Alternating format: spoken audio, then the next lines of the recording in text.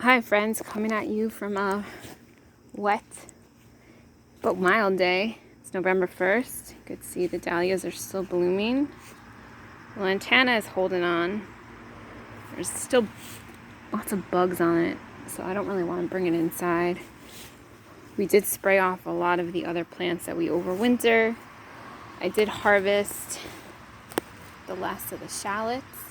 Let the rain wash them off, do some work for me. Our peach trees actually started growing because it thinks it's spring.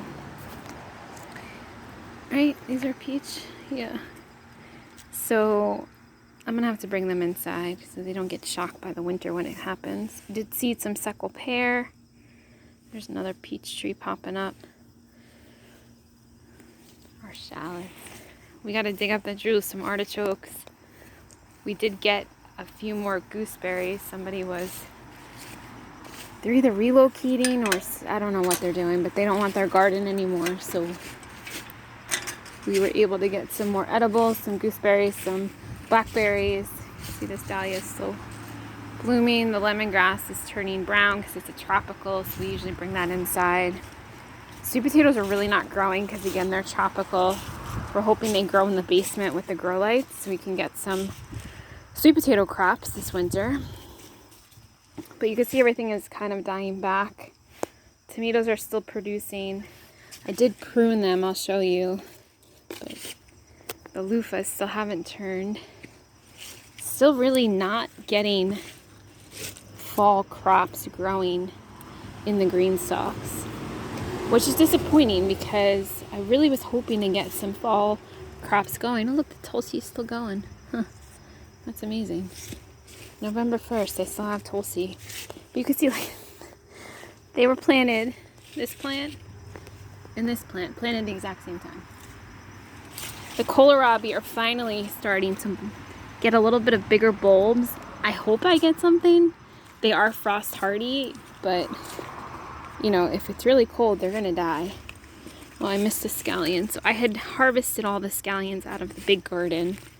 We are still having some string beans, but again, nothing like we would normally have. Nasturtium is still blooming. I guess that the helichrysum isn't going to bloom, but like we didn't even have peas. We barely had peas in the spring. I planted these. Look, here's one flower. I planted them July. There's a flower down there. There's a flower here. Maybe we'll get 3 peas. I mean, it's crazy. Like, I planted all of this stuff months ago, and it's not, either it didn't germinate or just didn't grow because it was too hot, and then the weather got cold and then it got hot warm again. But you can see the sweet potatoes. Hopefully we can get some crops out of that. Those are the ones that the groundhog annihilated. So I spent this morning food shopping, and now I'm rearranging the pantry to see what I have that I can use for the winter. But look, the dahlias are so happy.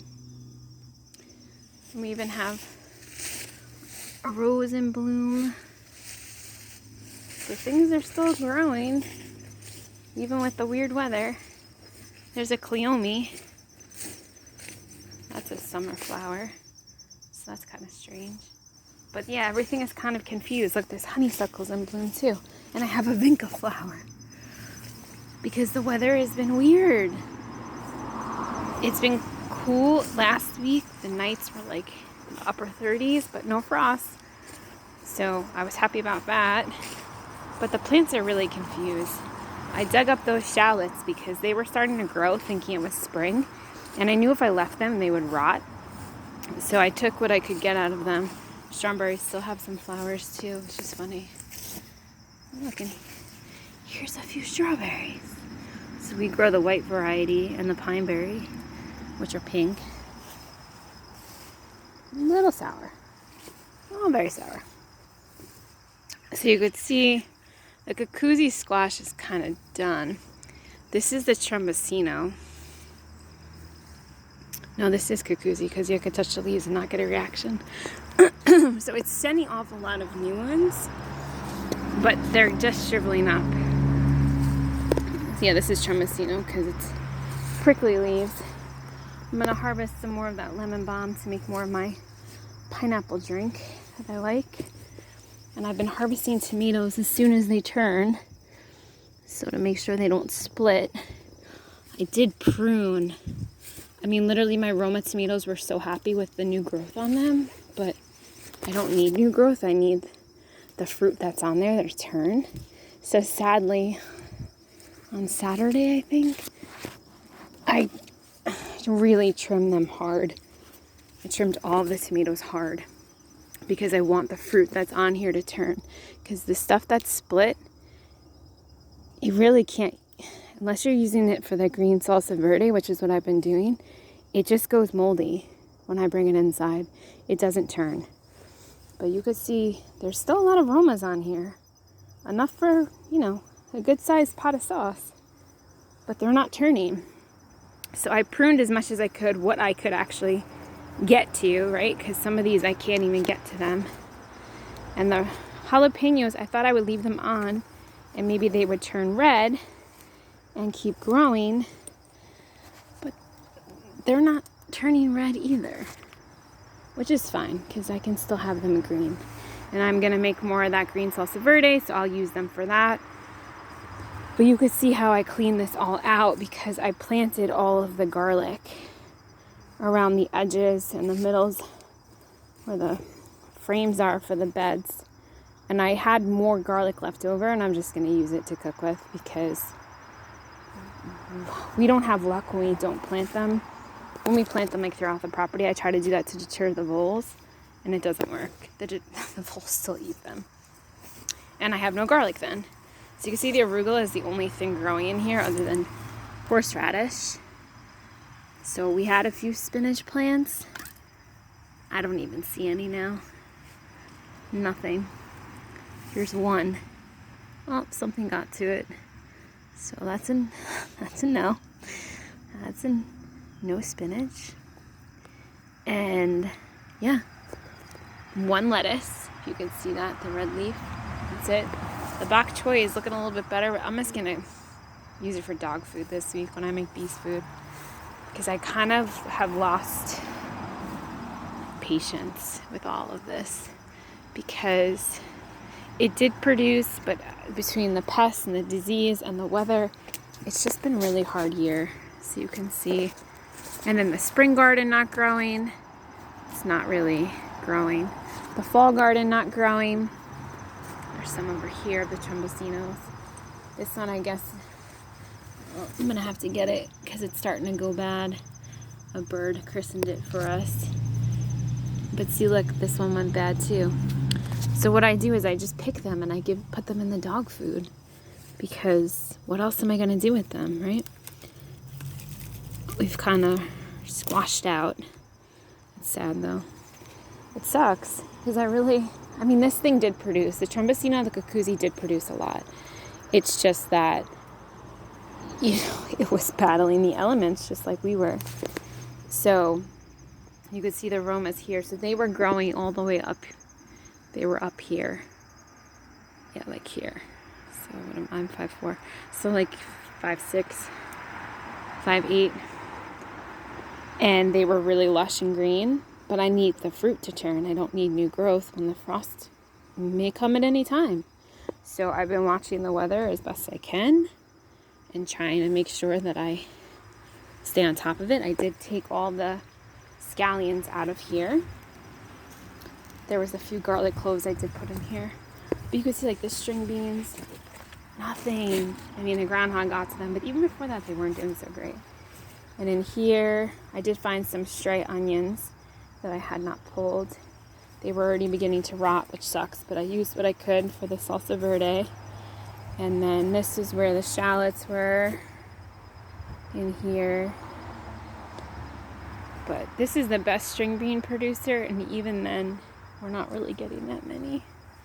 It's really unfortunate. Let's see, did I miss something here?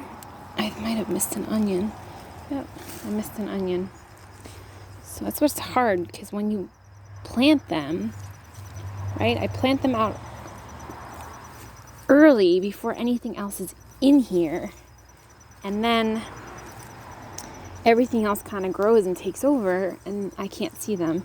So like there was a bunch under this parsley that I pulled. Oh, look, there's another one. Missed that one. So gardener's job is never done. I got my overalls on today, so if I get dirty, I get dirty. We're just gonna keep cleaning up what we can, harvesting what we can, hoping that some more tomatoes turn. There's some back there I need to get to. I just kind of get a little claustrophobic back there because it's a little tight and it's a little rough and I don't really enjoy it, so I put it off as much as I can. But I don't want them to split. Again, they're not really useful to me if they split. So I might, if the frost comes, I might just make more salsa verde with them because it was really good. We liked it. I canned a bunch of it. And I wasn't sure if we were going to like it, but it was pretty good. So that's what I'll be doing with my green tomatoes. I might ferment some. I'm not really sure. Tommy doesn't really eat a lot of ferments, so we'll have to see how it goes. That's our garden update for this week, guys. Nothing really too exciting. Cleaned up more of the garden. Got to dig up through some artichokes. Brought some plants inside to the basement to winter harvest, overwinter. Not winter harvest, overwinter. But look, this sage that grew by itself is really happy. So I hope it comes back next year. Anise hyssop, the agastache. This was one of our hummingbird plants. It finally bloomed. I don't know how many years I've had it. 3, 4, 5. I can't lose track. But you can see this is one of the gooseberries. I'm not sure where the other ones are that my husband brought home, but I'm trying to put them in the ground so they'll be happier. We might actually have to put them back behind us and hope that the deer don't eat them. See, the Montauk daisies are blooming. The leaves are falling. It smells like fall. It's that crispness in the air that really isn't here yet. We've had a few days of it, but the smell of fall, the wet leaves, the sound of the leaves crunching under your feet, that's what reminds me of the seasons. Let me know how it is by you.